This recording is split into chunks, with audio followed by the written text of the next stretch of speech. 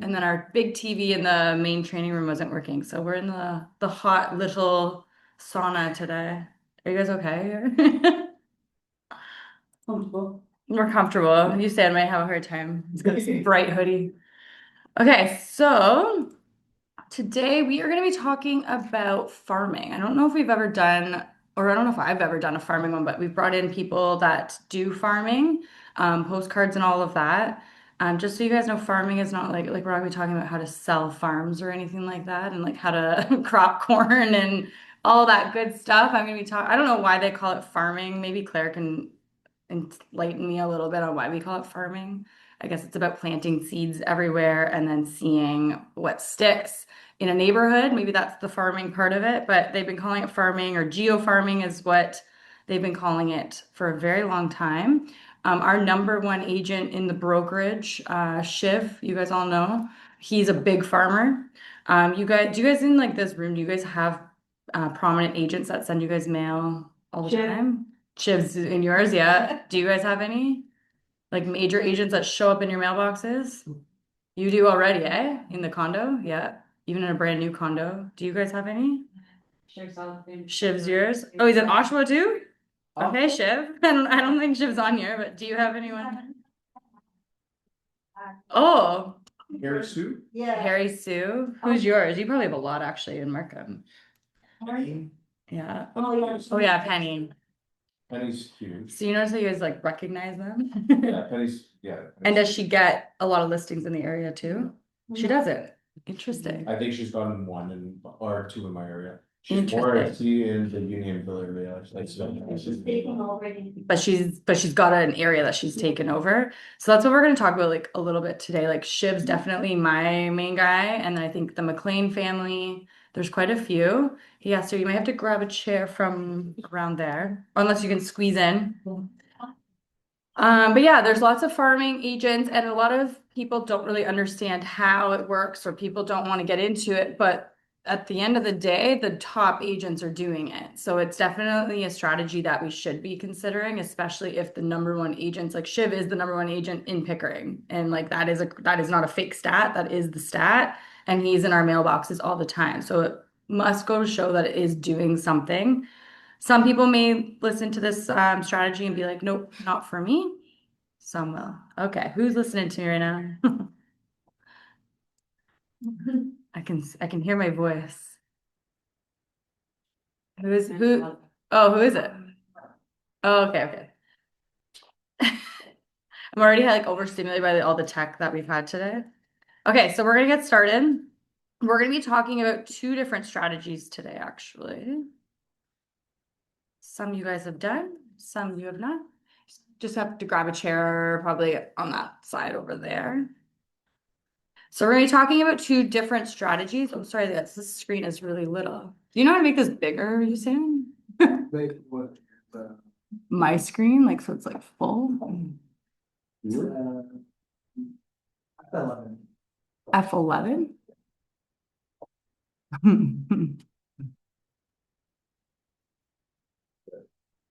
Okay, that's bigger. Okay, so let's get started on this one. So we're gonna be doing two different parts today. So we're gonna talk about geographic farming, which is where you actually own a neighborhood. So the sellers call you first before they ever think about interviewing other people. This is the traditional farming that you guys are probably aware of, or have heard of, or like we just said, like you might see a prominent agent popping up in your mailbox. Who's your prominent agent actually, Archana? Anuja, okay, because she's Ajax, right? So you know how you guys have somebody pops up in your brain, right? And Dorothy Harrison, yeah. So these are really big people, and again, those are top agents. So we know that this strategy works. I don't know why people don't do it more often. Claire's been trying to drill us into it. I think it's the money. I'm gonna suspect it's money more than anything, and time, of course. The second one we're gonna talk about is guerrilla farming. Have you guys heard of guerrilla farming before? I know we've talked about it at Monday meetings quite a bit.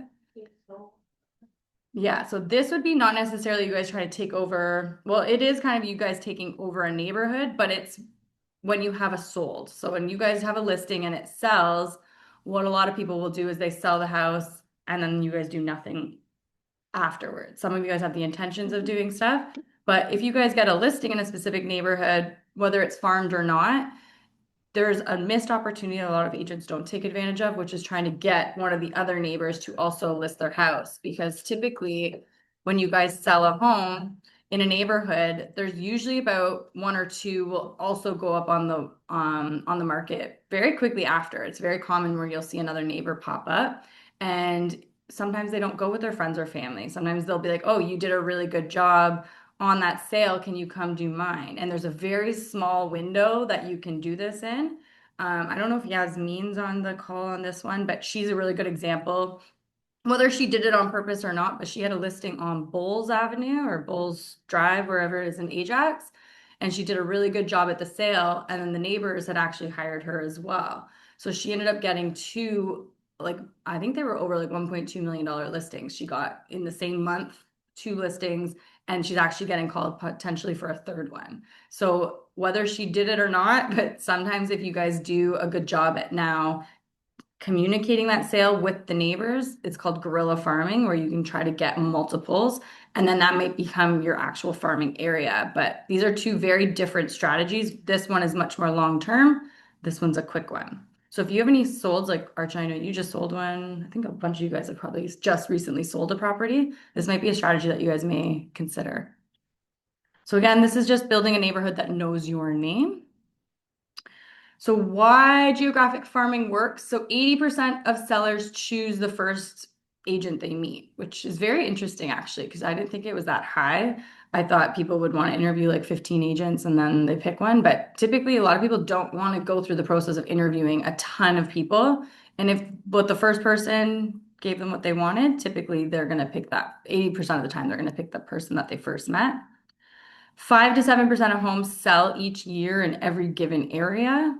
And this is the kicker here. It takes about 18 months average to see your first listing from your geographic farming. And I just saw Arch in his face go, yeah. And this is like where I think a lot of agents fail completely at farming, is because they maybe send one or two postcards out, no one calls them, and then they're like, forget it, it didn't work. And that's just because we got lazy or we didn't see results right away. So this is just like any other strategy. This is a long-term game. Even when you guys are doing cold calling, when you guys are doing social media, when you're door knocking, when you're cold calling. I think even Veronica said to me, she's like, "Oh, but it's hard." I'm like, "Yeah, every single strategy is very hard. There's not one, I don't think there's a single strategy out there to get business that is easy." Every single one either takes a lot of time or takes a lot of money. I'm going to say this one takes the most money for sure and a lot of time. So this one takes up the most, but it is what the number one agents in your area are doing, and we know it works. So yes, it's a long-term game, but the reward is good and it does result in listings if you do it properly. So there are some golden rules for how to pick your area. So, sorry, who's that one? I missed someone. Who is it? Oh, okay. So what you want to do when you guys are picking your farming area, typically the neighborhood, you want to do about 400 to 600 homes minimum. So it's not massive. Like I would say Shiv probably has about 20,000. Like no lie, he's got thousands, especially if you said he's out in Oshawa. That is, I don't know if that's unique to him or not, but he's definitely in all of Pickering, which is 100,000 houses in Pickering, or 100,000 people, sorry. So he's definitely not doing that. So I think, but to get started, if you guys are like, hey, you guys don't need to jump into doing that many, but over time, your farm hopefully grows and grows. But you want to start with a neighborhood that has about 400, 600 homes. So it's big enough to yield enough deals, but also small enough to dominate an area. You also want to do, don't just pick random pockets. You want to be seen like everywhere. So you don't want to just disperse yourself across different like areas of Pickering. You want to like be in one neighborhood, like just one spot with 400, 600 homes. You also want to look for, and I'm going to show you guys how to do this, but the 5 to 8% annual turnover. So you want to make sure you're not picking an area that has like you don't want to go to a mature area where people don't move. Like if I look at like where my parents live, you might see one house pop up on the market every year. Like it's not a very high turnover rate. But if you guys are thinking about high turnover, I would think like condos, townhomes, first-time homebuyer areas, those would be your best bet. Like even you saying you just moved into like a brand new condo, that'd be a pretty sweet spot to just farm an entire condo. I bet there's more than 400 units in there. And they're new. They're investors, probably heavy investors at one point. And those ones, you probably like, do you know how many listings are on the market in your building? Yeah, like at a time, right? So I always like pick on my people that live in condos because you guys don't have to do a whole lot. You can literally just build a name in the condo. Unless you don't want to. Like I'm kind of funny. I actually wouldn't want to farm where I live. If it sounds crazy, because like I also want to go out with like no makeup and go to the grocery store and not run into a potential client. So like sometimes you don't, or like you're walking your dog. Sometimes you don't want to run into clients that often. So some people want to be in their neighborhood, but think about running into the neighbors too. Maybe you love that, but it doesn't matter. But obviously, where you live would be the best one too, because you're obviously there. It's easier to build connections with people. So be very cautious about like your personality type as well. Also, you want to try to avoid, and I know this can be hard, but you want to be where there's no dominant agent that already owns 25% of the market share. So I wouldn't say like don't catch yourself out of it, but pay attention, like go into the neighborhoods or when you're on MLS, search what the listing agent is. Like if you see like a consistent listing agent, just because you see them in flyers all the time doesn't necessarily mean they dominate that area. Like Steve was just saying, he's got one agent that he gets lots of flyers from, but she doesn't necessarily get listings in that area, but she does in a different pocket of that city. So just because you guys are getting flyers in that area doesn't mean they dominate it. So you also want to pay attention to, do they actually have listings in that pocket? And you can do that by just going on MLS and looking up the last maybe 2 years, see how many listings they got. And if you're like, yeah, I see their mail all the time, but they're not actually getting anything, that doesn't mean they're dominant. So you want to make sure that they're not owning 25% of market share means they got the listings from it, not necessarily that they're sending mail out to those people.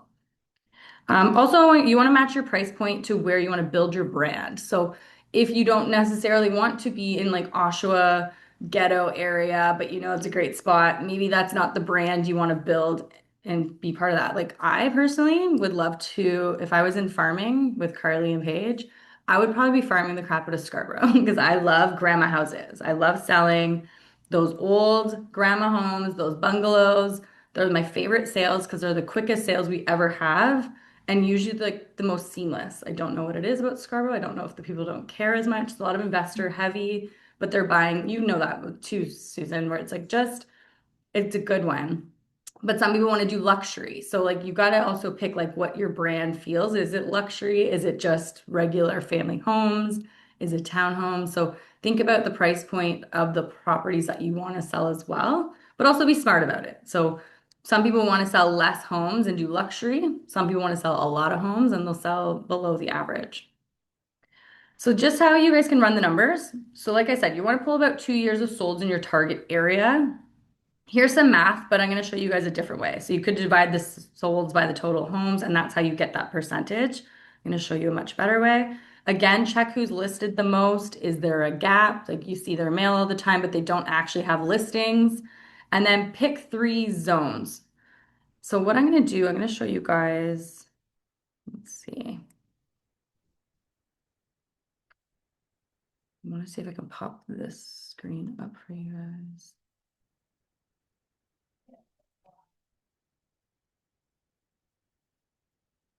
All right, I'm trying to, there we go.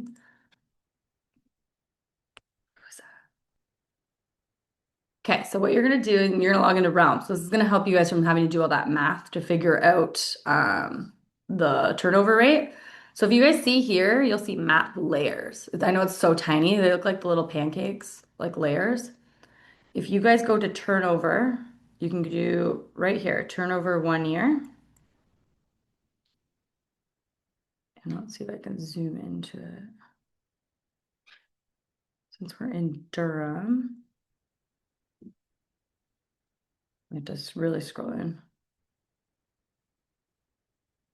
Okay, so you see how when you go to that 1 year turnover, I don't know exactly, I don't think it has the percentages, but anything that is red. Oh yeah, you can see the percentages. I know it's so tiny. I'm blind, so I actually cannot see that screen. Can you guys see that screen? No? You have glasses. Anyway, so when you guys go into Realm, I know it's so hard, but like you want to look for what was the percentage I said? 5 to 8% is what you guys are looking for. So you can see like this is really red, but it's still 3.93. There's not a lot of streets. This one's got a 4.3% or 4.83. So that's like a decent quick turnover. So this is actually close to the office. So you can see right here, you can see all these different properties. You can see this price point. They just have a lot. It's not a big area though. This area is decent size, but this is kind of like what you want to do. So you don't want to go too much in like the 3.2 you could. There is a lot of houses like in this little pocket, but it will, this one's 7.5 in Port Whitby, which is interesting because I think there's a lot of condos actually by there. They don't have a lot of listings in there right now. Actually, it's funny that these are 2 point. I love this street actually. But you see how these areas have like different numbers? This is how you guys are going to pick it. So each like little pocket, like some are in the exact same neighborhood, but are yellow and some are red. Like this guy right here looks kind of fun. There's already 6 listings in there right now, all over the place. So this is just Oshawa. So I think this area does have a high turnover rate. I think there's a lot of investment properties in this area. The other area I'm curious about is actually Pickering. I want to go to Duffin Heights. I don't know why. Which area did you say, Susan? Probably 11 or 12%. Which one? Rare in Taunton. Oh, Yeah. oh yeah, right here, 11%. Yeah. So this actually, and it's a big area. So this area itself is 11%. And I think it's because there's lots of townhomes and stuff in this area. That's what I was saying, like condo townhomes. I had a feeling this little pocket would actually be a lot. So if I were to think about farming today, it would probably be this giant red area because there's lots of condo townhomes that are selling. Not a lot of people want to touch condos right now, but we know the turnover rate is so high. So this is just an example. So when you guys get home and you guys are like, hey, I want to pick like some sort of farming area, go by this heat map and just start to like look and then go check out to see what listing agents are in that area. I'm going to guarantee that probably most of the high turnover rates are townhome areas or condos versus like mature freeholds. But that's how you guys do it. So just go to the little heat map instead of having to do the math that I put in the slide. That's how you'll look that up. Have you guys used that before? Okay. Yeah, so that'll be a good little tool for you guys. So see if you guys can find an area that's about 400 to 600 homes minimum. And just pick an area. And honestly, I would test it out. It's going to take some time. We'll talk a little bit more about like what those steps look like. So this is your farming toolkit. So when people think about farming, they think again, let's just send out one piece of mail. Have you guys done that before? Who's done that? Where you send out like one postcard to like 500, you probably spent like $500 for one area and then quit probably, right? Did you do that? No, You've never sent a postcard? yeah, but not Just sold. Oh, you've sent multiple. just sold. How many times? But do it for like a year, every 2 months, 3 months. Okay, that's pretty good. Did you get anything from it? But you just did a year, not 18 months? I didn't know 18 months was a rule. Perfect. It is a rule. I'm gonna show you guys it too. But that's like very common. How many, if you send postcards? I've been guilty of the once as well. After each listing, you're like, send out once and then call it a day, right? So there's more to it, I guess. So obviously direct mail is gonna be the best one. And you guys can do this yourself, or there is companies out there. I can't even think of their name right now. There was Mission Response has one. So they'll actually pick a postal code for you and it'll tell you how many homes are in that area. And I think you get exclusive access to it too. But if you find an area, you could reach out to Mission Response and they'll send out a mail on your behalf every month with your like face and all that. We also did it for a year. Didn't work for us either. But we also didn't do all of this, right? So when I think about Shiv, for example, he's doing all of this. He's not just sending a postcard out. So what he's doing is he's probably sending market updates. He's doing just listed, just sold. I'm sure you guys have seen like the booklets too. I know the Bold Group does really good at it too in Pickering, where you've got like a pamphlet. It's probably 4 pages and it's got all their sold, all their listed, like community updates. There's so much stuff on it, QR codes, all that good stuff. Some people just do neighborhood stats newsletter, which Mission Response will do. And you have to send it to 100% of the homes every single month. So this is just one part of it. The other part is when you pick a farm, you do want to door knock because they do want to see your face. So what we recommend is maybe doing one day of door knocking where you're introducing yourself. There's no sales pitch. You're just like, hey, just want to introduce myself to the neighborhood and maybe talk about market stats, but keep it very casual. You're just introducing yourself. You're not coming here to be like, hey, do you want to sell your house? Because that's, that freaks people out probably, right? Then you want to do a follow-up where you deliver a market report. So you want to go there, introduce yourself. Then the second time you go there, then you may want to be like, hey, here's a market report of what's going on in the neighborhood. We use a program called Remarketer. Is anyone else using Remarketer? Were you using it for a bit? Yeah. So Remarketer has good. Do you use it, Christina? Yeah. So they have really good market reports for each specific neighborhood. That's probably what I would deliver. Like, otherwise, you guys are gonna be making this yourself. So if you guys are thinking about farming, you do have to think about different tech that you guys can involve so that it makes it a lot easier for you guys. So again, this isn't a very cheap way to do anything, but you want to make it a goal to do 50 doors per week minimum and track every single conversation.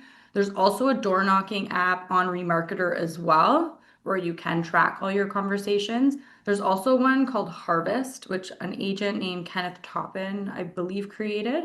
Has anyone touched that one before, Harvest? So it's another app where it actually will track the doors that you've door knocked and you can actually put notes on it and their name and everything. But it will have the houses. And then anytime you go door knocking, you can remind yourself of who you've talked to, who you haven't talked to. So you can color code the houses that you've missed or ones that you didn't. So each week you can go back to the ones that didn't open their doors. Harvest. Yeah. Yeah. The other thing that I recommend, and some agents are really good at this, and I don't know if these agents are also doing offline, like doing the farming on through direct mail, but there's some agents, for example, Stefan L. I don't know if you guys ever heard of Stefan L. or Nicole Bafaro. What they did, which was really smart, is they created Facebook neighborhood pages. So are you guys part of neighborhood pages on your Facebook? Like mine in the Bay Ridges group, all that, those are typically created by a real estate agent. So the ones in Brooklyn Whitby, they call it the Brooklyn Whitby business page. That is actually hosted by Stefan L. They're real estate agents. There's one in South Ajax, which is Nicole Bafaro. And a lot of people won't even realize that these are run by real estate agents because they're not promoting their business very much in there. They're actually just the moderators. And I bet anytime that someone posts, I'm looking to sell a home, because they get to approve what messages go on the board. So whenever someone puts that comment out, that agent will just directly message them and not put it on a public forum for all the other agents in that group to get to. So it's a very smart way. So I always talk about condos, for example, Yusan. Do you have a Facebook group in your condo yet? It'd be so smart. I've talked to Curtis about this too. If I lived in a condo, I would probably want to create like a Facebook group for my condo and all my neighbors come and join it. And usually it's like a bitch fest. I'm gonna be honest. Like I love the community groups because it's like people are just like, what was that sound? Like whenever there's an explosion or like, hey, my power's out. How about you? Like it's just a funny, it's not a salesy thing. It's just a community just talking. And then once in a while, someone's going to chuck in that they're looking to buy or sell and they're looking for an agent in the neighborhood. And that's how you get your leads. But for the most part, it is for the community to talk. I posted a photo of a fox once. I swear to God, I had like 500 comments. I was like, I'm the fox lady now. So like you kind of like just become known in the neighborhood. But if your neighborhood does not have a Facebook page or even an Instagram, I would create one. And you guys can do that yourselves as well. And then maybe go around the neighborhoods as you're door knocking or you're handing out flyers and just have a QR code to your neighborhood Facebook page and say, hey, join my page. And then that's how you can get people to join it. You can also do geo-targeted ads. So if you do like Facebook ads, you can direct it to the postal codes in that neighborhood and say, join my Facebook page. So you can kind of get the word out through Google business profiles, paid ads, or just hand out flyers and stuff like that. I wonder if like in a condo, you could probably have like the digital or the bill, or do they still put the boards up there, you said? Like a bulletin board? Could you put like a QR code, like join our Facebook group or something like that? Like Or I picture like if you're at the mailbox, putting like slapping on a QR code at the mailboxes, if you guys have those, and just say join the community Facebook group. There's so many different ways you can do it. Otherwise, just drop off a piece of mail and get it out. But these are cool ways to, if you don't want to do the door knocking, this is a great way to do the digital way. So if you are an online person, you could, but if you put all three of them together, it works much better.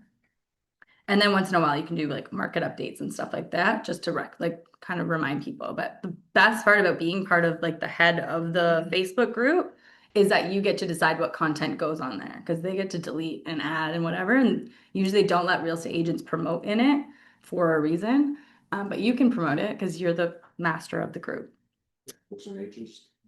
Exactly. Like if any agent tries to promote their business, you're just like, sorry, you can't go on my page. Like it's a very powerful thing to be in charge of the Facebook page. I think Dima's on this group too. I haven't gone into it in a while, but Dima has a Durham like real estate group that she's had, and I know she's gotten clients from it before as well. So it's not necessarily for a neighborhood, but it's more broad. So you could do a broader way or go specifically right into that neighborhood that you're looking for. Um, Again, you do have, if you're going to take this strategy, you do have to be part of the community. And I will say Shiv is very strong at this as well. So when you guys see like Rib Fest, sports teams, anything like that, where you have an opportunity to sponsor a local event, this is where these guys are part of it, right? Like you're going to see those guys that are farming specific areas are going to be in the Christmas parades. They're going to be doing Easter. They're going to be hosting things at the local schools. So anything like that. And a lot of people talk about sports.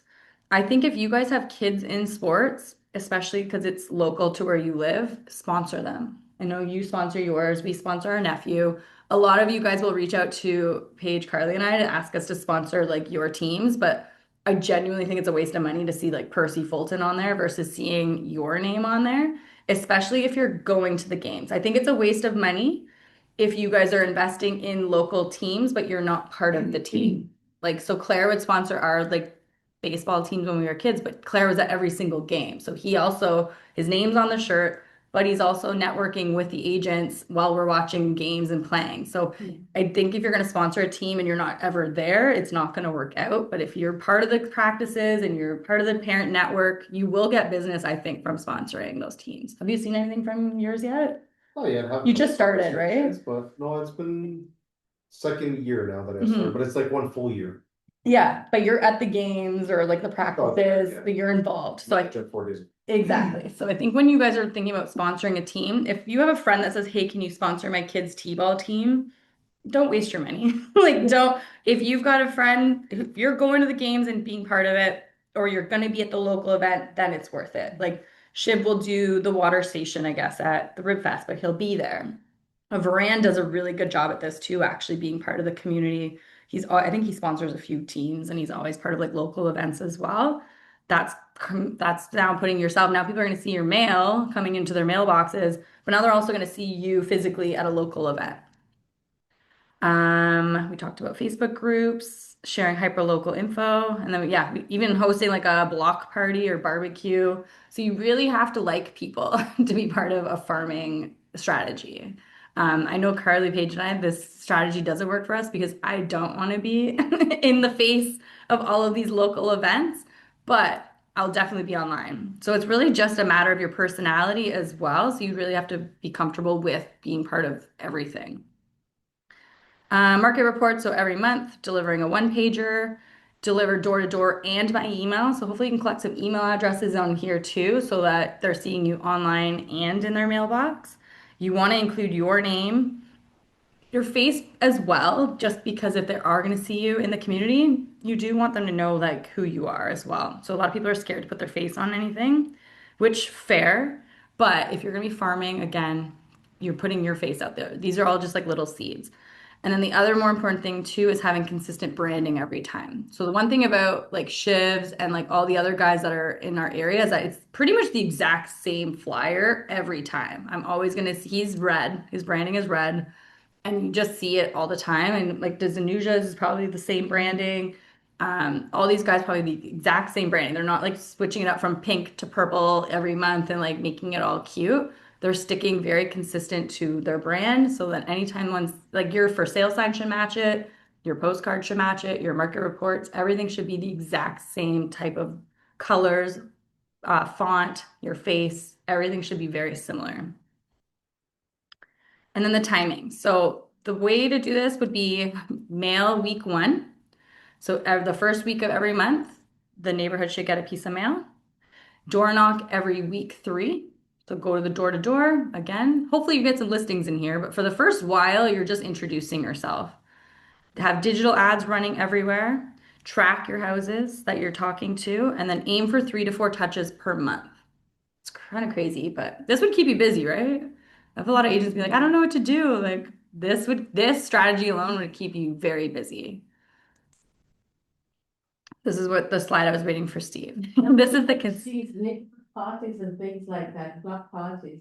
Are they expecting you to talk about real estate? No, no. I don't think you have to talk about real estate, but it's gonna naturally come up, I think.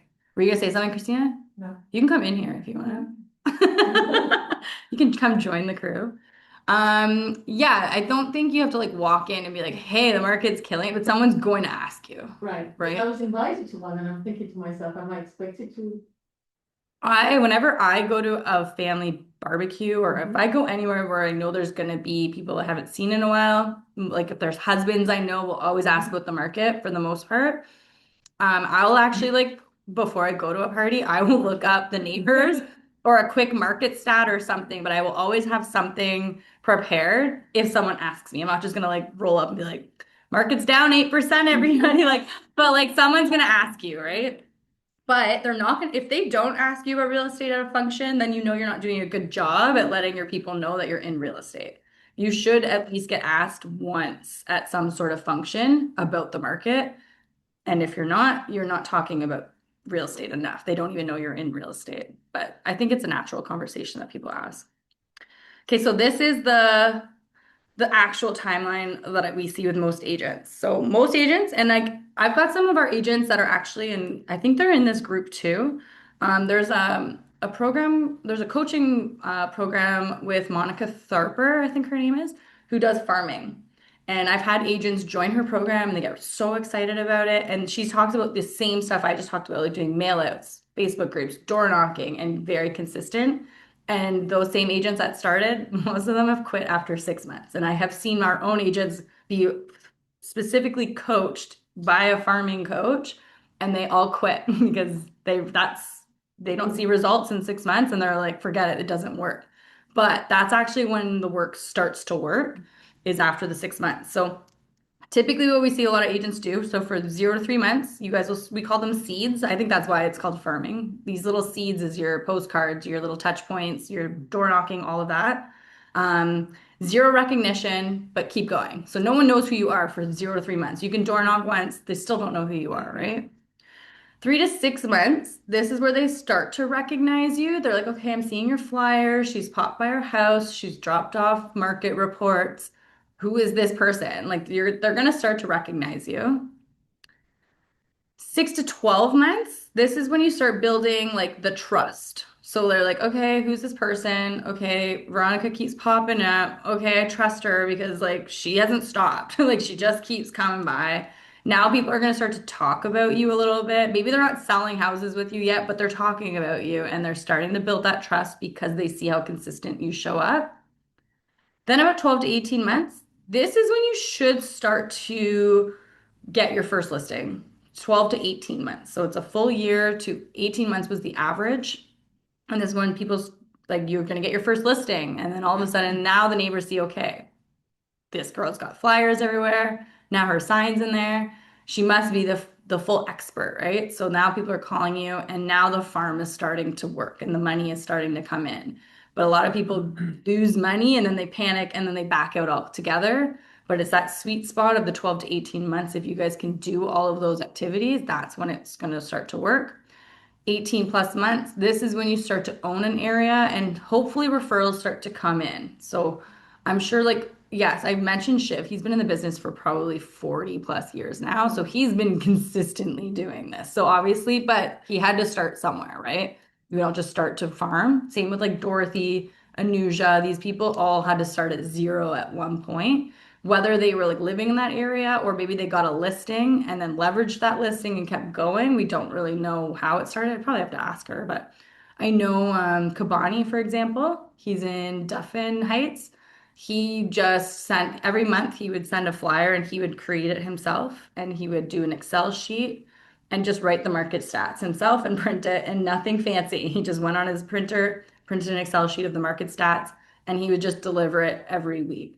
And so that's how he started. And now he does a lot out in Duffin Heights. Even he said he's like leveraged back because it does cost a lot, but once in a while he turn it off and he turns it on. But I think he's got a billboard out there too. So he's doing big things. So that's also part of, I didn't even talk about that part, is having like a bus stop. And you guys have seen agents on there, the bus stops, the benches.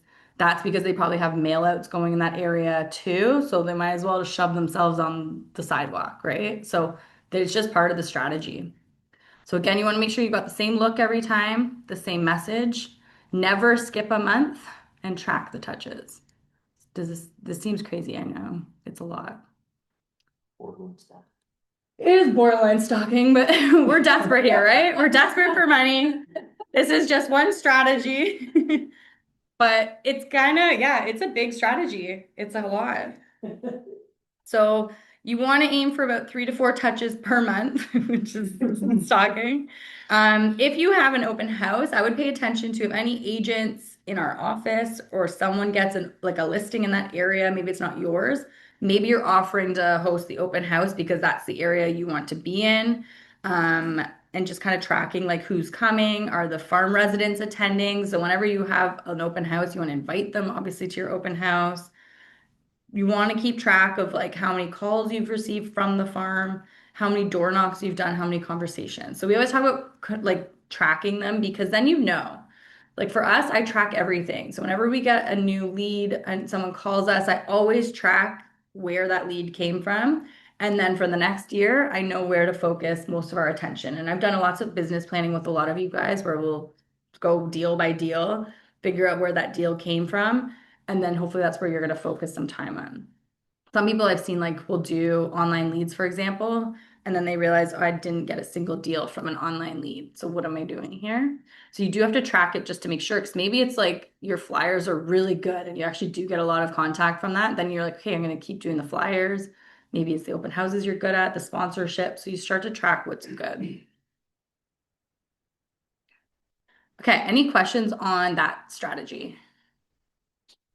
What's the rough, I mean, if you're giving something or you're sending out something every month, what's the ballpark figure that you're thinking that you're spending to sort of keep a return? I'm gonna say it's probably at least like $2 a house. If I had to guess based on like a postcard price, I'm gonna get, and that's like cheap. That's with you doing it yourself. So let's calculate, because for the beginning, when you guys are doing farming, I'm gonna assume you're gonna be doing all the handing out of the flyers, right? Then as you start to make more money, then you're gonna pay more money to have somebody else do that work for you. I think Mission Response was about $2 a flyer though, or something like that. It wasn't too crazy. And they'll print it and mail it out for you. So you're looking at probably, yeah, like $1,000 a month, probably, which is a lot. I know. It's cheaper if you do it yourself. It's cheaper if you do it online. What else is expensive though? They're all expensive, except for social media, which no one wants to do. It's the freest one version that you can. Okay, let's talk a little bit about guerrilla farming. So this is a different type of strategy where you're going to actually turn your sold sign hopefully into another listing. Has anyone in this room done that before where you've gotten a listing and then it turned into another listing? You have, right? And was it because you did flyers or because they just called you from the sign? I door knocked and they just called me. Perfect. How long after? Like, was it like within a couple months? Oh, what? Yeah. That's the sweet spot. So the other strategy you talked about is very long term. Guerrilla farming is short. Like you want to get a listing, go talk to every single person you can for maybe a couple of months. You get in, you put your name in, you try to get another listing, and then you get out. And then like you kind of keep going until you run out. But it's a much shorter, quicker strategy. Plus, you've got something to back it up. So the moment you sell a home, you have this goal, like I guess we call it the golden window to capture that whole block. So the hyper local momentum, so the neighbors are watching. So they're going to see your sold sign. That is your proof that you know how to sell a home and get results in their neighborhood.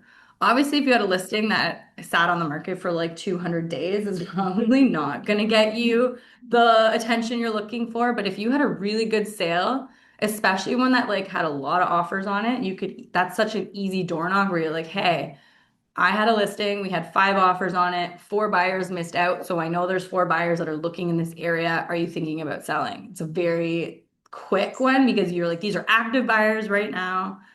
You got to put it on the market now, kind of thing. So it's a very quick strategy. But you've got that sold sign with the proof. So this is kind of your entrance into that neighborhood, hopefully. So you're not going to be cold calling them. So you're the agent again that sold next door, and that gives you that permission to door knock. I find that this is an easier strategy to door knock, just because you've already been there. You're not like coming in and be like, "Hi, I'm introducing myself," which is a very awkward conversation. They're like, "Cool, like get off my porch." I don't know. If someone came to introduce themselves to me, I'd probably like call the cops. I don't know, but anyway, so this one's a little bit warmer. Again, speed wins. So if you sold a house, you have about 7 to 10 days after the selling happens. After that, the buzz moves quick. So I even know I was hoping she would show up today, but she did not. But she had a listing that sold maybe a month or 2 ago. And she told me she was going to take over the neighborhood and go door knocking and do all this stuff. And I'm like, well, 2 months too late. Like, it's too late. So you have to get them right away. So whenever you guys have a listing, this should be part of your strategy. Anytime you get a house, because having a listing is hard, right? Like, you guys know how hard it is to get a listing, right? Like, getting that appointment is hard. Doing the appointment, then getting hired, then putting it on the market, then selling it. It is not easy. So you guys should take advantage of this rare opportunity that you finally get a listing and try to get another one. It's so much better to leverage it right away. So whenever you guys have a listing, it should be part of your systems that, okay, sold goes through, sign goes up, postcards are done, I'm door knocking. Like, it should just naturally be part of every time you sell a house. This is what we do. Even if, like, this is why it's good when we say the list to last, because if you're the buyer's agent, it's not as powerful to be like, hey, we sold this house, because they don't see your face on the sign or anything. There's not as much leverage that you get when you're a listing agent. But this is how a lot of those top agents, like, I would say this is how Shiv does it. Like, he'll get a listing. He's got the system. He door knocks before the open house. He invites all the neighbors to the open house. He has the open house. He follows up after the open house. After that house sells, for sure, a just sold flyer or door knocking is happening. Something is happening after every sale. And then typically he does get another sale in that neighborhood from that sale. These are complete strangers, but they saw the proof. They may have seen his flyers around, and then they'll call him again. So every time you guys get one, like, you've got a quick one, you could probably take advantage maybe of their Pickering one still, but when your sign is still in the yard, definitely get these out. So this is what it would look like. Day 1 to 3 of a listing day blitz. So first of all, when you get a listing, like I just said, I probably just gave away Shiv's big tips, but whenever you get a listing, you want to drop a just listed postcard to the 50 closest homes the same day the listing goes live. It could be handwritten, it doesn't need to be exciting, but drop off something saying just listed the day that you guys go on the market. And add this anytime you get a listing, put this on your strategy. Because your whole goal is like, great, you got a listing, and yes, you need to get it sold, but let's try to get another one while your name and everything is still in there. Day 2, you want to do your social media blast. So post on your neighborhood Facebook page, maybe run a $50 ad on Facebook, Instagram. You guys have a program called, you guys know Hub 21? You guys have all been in it? If you guys go to C21 Promote, you can easily create an ad for your listing or any agent's listing, actually. And it'll just walk you through the steps, promote the listing, pay the money, and then it goes up. So if you guys haven't used C21 Promote or you don't know how to use an ad, you can do that. So day 2 should be a social media blast. Day 1 to 2 would be the door knocking the neighborhood. So again, just listed this 123 Main Street. Just want to let you know that before it hits the market, do you know anyone looking to buy in this area? That's your script. It's very, very simple, very easy. A lot of people get panicked about what to say. I'm like, I don't know, say hello first, maybe. and just let them know you're buying and if they know anyone. Day 3, this is when you may want to like, if you've got any past clients or contacts that live in the area, maybe just say, hey, I'm in your area, I have a new listing. Do you know anyone that's thinking about moving into the area or thinking about selling? And it's not like you're asking them, but you're letting your friends and family and your past clients know, like, hey, I sell here. And then hopefully when they're thinking about selling, they're going to call you as well. So that's your day 1 to 3. So when you guys go the day of the sale, I write strike while it's hot. So you want to, when you guys sell the home. So that one was like just listed. This is, okay, the house is sold. So you put the sold sign on, do it immediately because you don't want to wait like, well, I think you have to put it up immediately anyways, but it is good to put it up because then it makes it look like a quicker sale. And it just shows that you deliver, like you know how to get a house sold. Then you want to get some I just sold postcards, mail it to 100 homes around the property, include the sale price if your sellers allow you to, unless it was a bad price, then maybe don't. But if you had like a really good strategy, maybe you had X amount of buyers come through, X amount of showings, whatever it is, how many days on market, have some sort of just sold postcard. If you guys use Spotlight, they actually do this for you guys too. I know a lot of people aren't using Spotlight as much anymore, but Spotlight will actually create the postcard for you and mail it out for you. So if you guys don't have a strategy with this or you're too lazy, like whatever it is, have a company do it for you. And that's the one for you. But you guys should have these templates already ready to go. So anytime you have a listing, it's just quick, insert photo, print, go. Spotlight's the best for that. Do you use Spotlight? I did it because- just the just sold. But yeah, for the just solds and all that, Yeah. they're amazing. So if you guys pay, I think you can even just message them. I don't even know if you have to use their services or anything like that. It's better if you do. You can pay $125 for their website, upload your own photos if you don't use their photographers. Then when it sells, they're gonna send you something being like, hey, property sold, do you want postcards? They'll even do your just listed as well, but sometimes the just listed can come out a little too late because if most people do their photos and then they're live on the market like the next day for the most part. I don't know a lot of people that do photos and then put it on the market like a week later. Do you guys typically do that? I think most people like list it right after the photos these days, before maybe, but just the just solds for sure. As soon as it's sold, Spotlight will do it for you.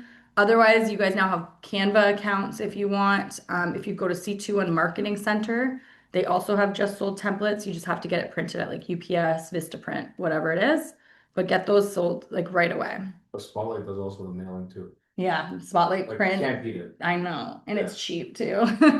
So they'll do the template, send you the template, you say yes, tell them how many, say how many addresses are in that area. And then you say yes or no, or maybe you say, oh, I only want to do 100. Like you can kind of select how many you want. And then yes, they'll mail it out for you. How much is the mailing? I want to say they're under $2. Oh, Would you agree? It's been a while. I actually don't know. But Sometimes you it's just, changed. yeah, I haven't paid attention, but I want to say $2 for now. okay.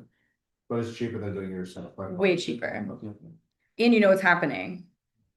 And you don't have to design it, you don't have to do anything. You don't have to do nothing. They No. mail it out for you. Yeah. Okay. So $2 is basically designing and mailing. Yeah, Okay. Give or take. give or take.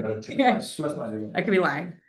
Then after that, you want to door knock the 20 nearest. So go to like the 10 to the left, 10 to the right, maybe even 10 to the front because they're the ones that see the house the most. Just say, we just sold next door, homes are moving fast. Are you thinking about selling? Then you want to request a Google review, which we always recommend when the property goes firm. For any seller or buyer, you should always recommend a Google review as soon as that house firms up. You guys know why we say when it firms, right? Not when it closes. Why? Exactly. So we all know like when a house firms up, they're probably at their happiest. Nothing has happened. No buyer visits have happened. They are happy. They already went through like the inspection, financing, all of that. It is firm. They're at their happiest. So send it right away. If you wait till closing, again, like things could happen, not those visits, something broke, the buyers became a pain in the butt. A lot of things can happen. Mortgages go through. So get it done then. This isn't optional, but you could film a 60-second video in front of the sold sign and just say, hey guys, we just sold this house for X over asking or whatever it is. If you're thinking about selling, let's talk, put that on your social media. And then take that review that you got and put it on like some sort of like proof deck is what we would call it. Build a one-page recent results sheet that becomes your listing presentation. So even when you guys are doing your buyer's guides, your seller's guides, we pull reviews from those and we put them on our guides. So like wherever you guys can have reviews, you could even put your review on your social media page, whatever it is. But these are the steps to do it while it's hot. I think everyone should do this after every single listing. Here's some scripts that you can say. So if you guys are doing like a farm intro, you can just say, hey, I'm Caitlin with Century 21. I'm the agent who specializes in Bay Ridges. Just want to personally introduce myself and drop off a quick market update for your area. You could say, do you have 30 seconds? And maybe they'll chit chat. I think if someone asked for 30 seconds, it would freak me out a little bit, but I don't know if that's just me.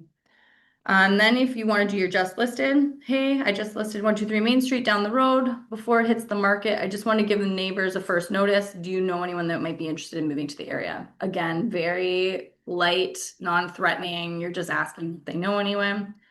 Then after it sells, you go your door knocking again. Hi, I'm Caitlin. I just sold the home at 123 Main Street. We got 3 offers. It sold in 8 days. The market's really active right now. Are you or anyone thinking about selling? So again, very simple. I know we're all scared of door knocking. Okay, so here's a 90-day action plan. If any of you guys want to try this out, you guys want to get into farming.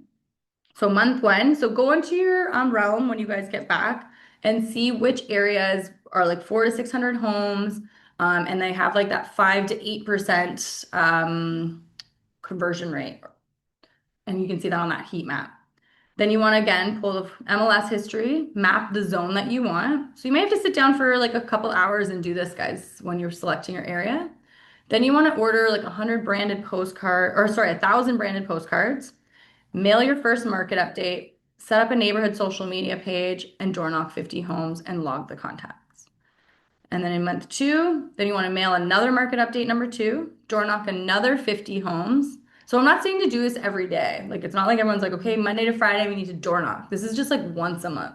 You pick one day of the month and you hit 50 homes. It should only take you maybe a couple hours to do 50 homes, I would think. Then you want to run maybe a $100 Facebook geo ad, which again, you guys can do on Hub 21.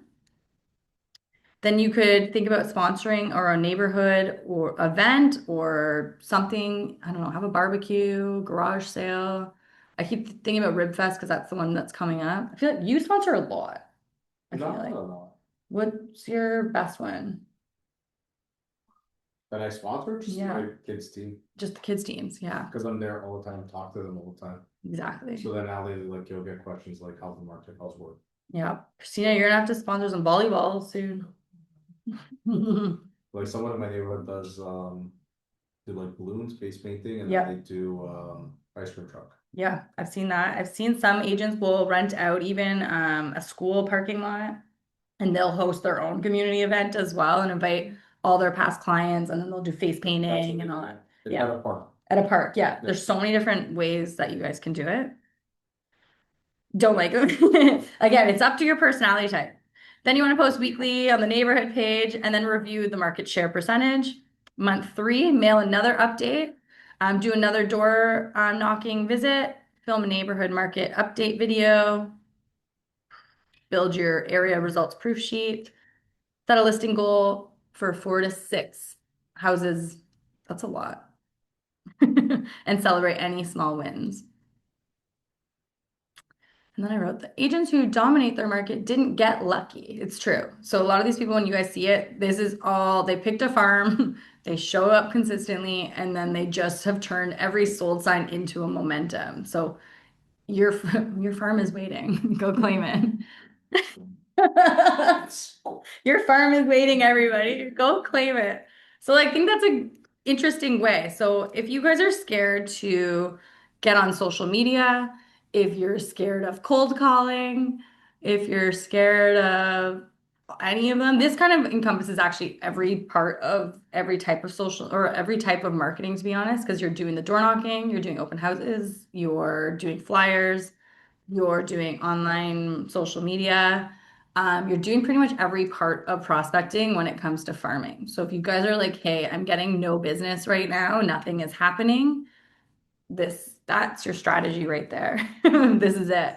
So if you guys are literally, because I know we're down in sales right now, a lot of people are panicking because we're not getting listings, whatever it is, buyers, or more people are more focused on buyers right now, maybe than sellers. This would be your strategy to go get them. So if you are panicked, I promise.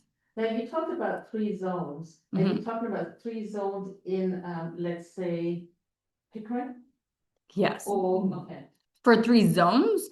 yeah, I think you said something about 3 zones. Yeah, like pick kind of like 3 pockets, but close to each other. I wouldn't do like Pickering and then do like 3 different neighborhoods of Pickering. I would pick like Bay Ridges, for example. I would be like pick like because Bay Ridges can be split into like sections, I guess you could say. There's like west of Liverpool, east of Liverpool. I would choose both and make it all because it won't on Realm, it's gonna make very small little section. So find a section like the one we just showed you that Susan was talking about. The Pickering one has a lot and they're like multiple sections, but in one red blob kind of thing.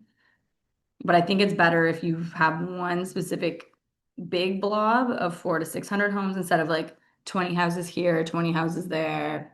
You know what I mean? Okay. Condos I love. I know we don't like selling condos right now, but they're all in one place. You can't even door knock a condo. So if you're scared of door knocking, then But how do you get don't, it? you mail. You send mail. If you live in a condo, you could probably rent out the party room and just have like social hours or something like that and get to know the neighbors. That's probably what I would do is just have like a like little social mingle, whatever it is in the party room. Who else has questions here? The apps I mentioned to track door knocking. So the door knocking one is, I'll type it in, Harvest door knocking app. That one is free, actually. Remarketer is paid. I'm pretty sure Harvest used to be free, so maybe they changed it, but it was free when I was testing it out. And then the other guys that will do your mails was Mission Response. We'll do Geo-Farming mailouts. And Spotlight will do your Guerrilla farming for a listing, like just listed, just sold.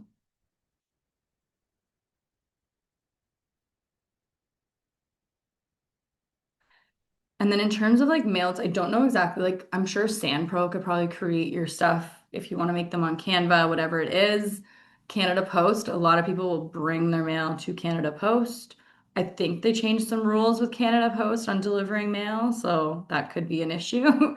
But otherwise, it might just be you starting. So a lot of people aren't going to be paying for these right away. I feel like a lot of people will maybe go to Vistaprint, Canva, print off your postcards, and then you might be out there on the streets. But the weather is nice now. We have no complaints about weather. I know winter's done, and people have been talking about door knocking quite a bit actually. And they said they're waiting for the weather to get better. So now we have no excuses. Any other questions you guys might have? No? Would you guys do this one or is it too much? Did you know there was this much involved in farming? Yeah, I've had lots of people say they think farming is like a postcard every once in a while, but it is a whole strategy. It honestly is like a lifestyle, if I'm honest. Like when I think of the way that like Shiv does it, it's like he's sending the flyers, he's part of the community, he's doing the just listed, just like he's doing all of that. And there's a reason why he is where he is, but it is very expensive. There's also billboards that are part of it. I think a billboard itself could cost like 1,500 a month easily. I know, right? Yeah. I think that means that they're making money though, right? So I think it's a strategy that grows. I think it starts off small with just the postcards each month, the door knocking, all of that.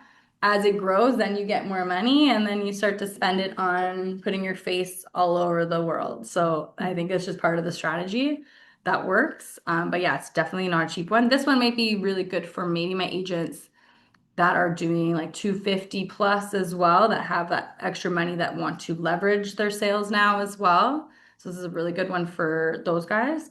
But it's also good for my new guys too, if you guys are just trying to find some listings and stuff like that. But go maybe towards like the townhomes, condos and stuff like that. All the details are good, Yeah. like, the whole process, like It's very step by You know, step, right? yeah, It's step by very, so when people ask about how to farm, that is exactly what it is. You don't have to overthink it. It's just whether you want to do it or not. without that, without all those details, right? Exactly. Yeah, so those are your details. Is anyone online? Oh, lots of you. It's funny, I've got Abe on there too. I know he did the farming coaching as well, and I think Aiden was part of it. There's a few people that have done. Monica Tharper is her name. So she's a coach. So if you guys have thought about different, there's always coaches for different things, right? Like my fairy's the cold calling kind of coach. Monica Tharper, she's an agent as well, but she talks a lot about door knocking, but it's all part of it. This is what she would be teaching you guys. Okay, I'm gonna sign off online. I just got a thumbs up from Abe. If anyone has questions about it, I'm sure they can ask him, but yeah, she tells you guys to pick an area and door knock it. Okay, we will see you guys next time.